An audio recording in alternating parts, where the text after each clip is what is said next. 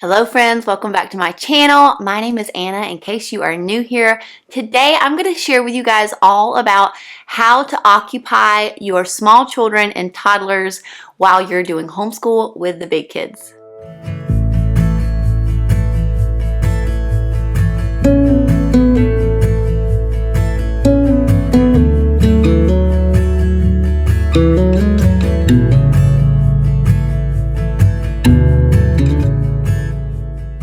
Homeschooling with little ones, especially infants and toddlers, can be quite the challenge, and I get the question all the time, how do I keep my little ones occupied while I do school with my big kids?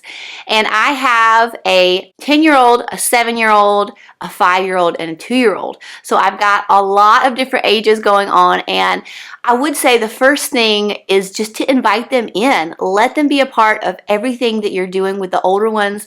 They pick up a lot more than we think they do, and so just invite them in. Maybe print out an extra copy of whatever you're teaching in science or history and just let them doodle and color and do whatever they want with that piece of paper while you're talking to the other kids, and I guarantee you, you're going to be really surprised at the things that they actually retain from just sitting there coloring or doing whatever they're doing with their hands while you're teaching. It always amazes me.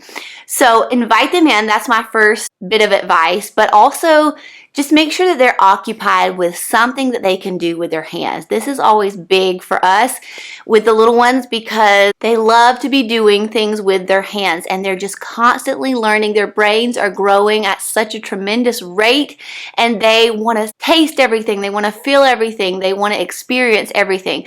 And so we as parents need to be constantly offering them different things like that they can do.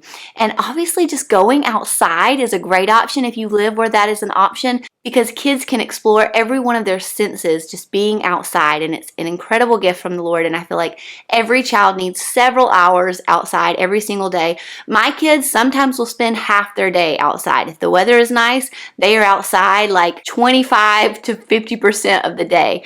So highly recommend getting them outside. But I also have a few other things that I wanted to show you guys. It's kind of like my toddler toolbox right here. It's just a few things that I have to kind of pull out if we're really struggling with them during school time. They're being a really big distraction or they're just whiny and wanting me.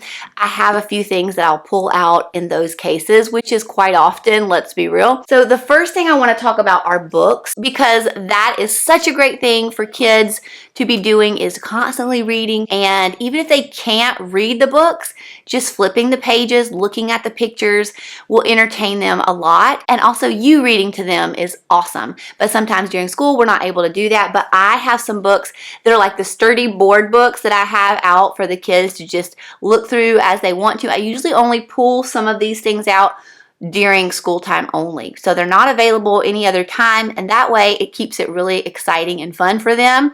And it's like getting a new toy or a new activity every single day. So that is a big tip right there.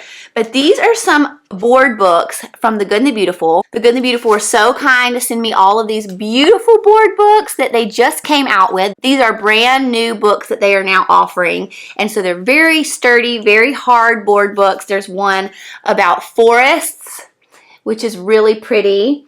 And then there's one about birds. Now we are doing the Good and the Beautiful Bird Science Unit now. So now the little ones have their own little book they can flip through and learn as we are learning our science book. They have one on mammals. They have one on the ocean. They have one about the pond. Yeah, they have one on insects. So I love how well done these are. They're just really beautiful. Anything that you buy from The Good and Beautiful is always going to be beautiful. And it just is filled with the beautiful artwork that we have all come to love from The Good and the Beautiful. They're very short sentences. So if you have a beginning reader, this would be great for a beginning reader. And most of the words are pretty easy for them to read. So I just think these books are just beautiful and so well done, and my kids are loving them. They are really enjoying getting to read these.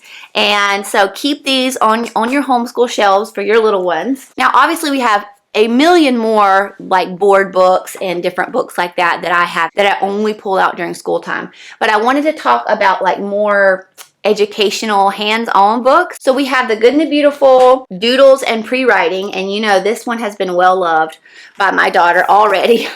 I think she's done every single thing in it. And she loves this. She is in pre-K, so she does these and has so much fun with them. And then there's the insect and spider mazes. She loves these too, and they're dry erase, so we can continue to reuse them. And she has a lot of fun with this one too. And so those are two of my favorites. I love anything dry erase because I can continue to reuse it for each child. So that's always great. I'm always looking for anything dry erase. This one has been well loved. This one has been around since Gabe was in pre-K. And so you can see it has seen better days. But we're still using it and it still works great. They have letters that they can trace. There is words that they can trace. And I think there's even like some mazes and things in here, numbers that they can count. So it's just very introductory, and it's great for like pre-Kers. It even has, and towards the back it has like where they're starting to tell time. And so this one is great. It's the Scholastic Wipe Clean Workbook. And I'll try to link what I can for you guys. I don't know if this one's still available, but I will link it if I can. This is another one of those tracing one. This is Pretty Learning Pen Control and Tracing, ages 3 to 5. And this is another one that's just where they trace the lines. And I think that's basically what it is. It's mainly just tracing and helping them learn to hold the pen correctly. They're also learning their shapes. And this one I just picked up. I was able to find it at the used bookstore the other day. This is Dr. Seuss Wipe Clean Workbook, Learning Fun for ages 3 to 5. And so we haven't even pulled this one out. Well, I say that, but maybe we did. Either that or since it's used, another child did that. But there's writing in it. Anyways, this is a great one because they're writing words, they're writing the word diamond, and then they're tracing the diamond. They're doing counting and complete the pattern, doing mazes, and more tracing. So this is going to be a fun one. Okay, so now let's talk about more sensory things that they can do. So obviously my big go-to is always shape tiles. If you haven't heard of them, you can get all of these different shape boards. So they're just going to use those little tiles to complete the shapes. And they're even color coded on the other side. So they're just using these tiles and they're going to place them where they're supposed to go on the picture and complete the picture. So my kids love this. From the oldest to the youngest, they all really enjoy this. My 2-year-old's probably still a little bit young for it. He likes to play with it, but he doesn't really understand it yet. But definitely the rest of them love doing this, and it's really good for their brain. Another thing that's always big around here, especially with my toddlers and even my 2-year-old, are blocks. So we have magnetiles galore in this house, but we also really enjoy these magnetic building blocks. They're really fun. And then we have just the regular building blocks that are not magnetic. And so they enjoy building things so much. So we always have stuff like that on hand where they can really be creative, use their mind, and use some engineering skills and build really fun things. And they have the best time with that. And I'm sure you guys have seen these little drawing pads. We have a ton of these in this house because my kids love it. We take them everywhere. We take them to church, take them to doctor's appointments. They're really handy because we don't do screens really in this house. We use our iPad for school, and that's pretty much it. They don't really play games on it or anything unless they're like sick or something like that. So we use these a lot if we like go to a restaurant or go to different places. So they're still using their mind and being creative, but they're not in front of a screen. So these are really fun. I don't know if you can see. You just draw on it and it's really kind of hard to see, but then you just press this button down here and it erases it.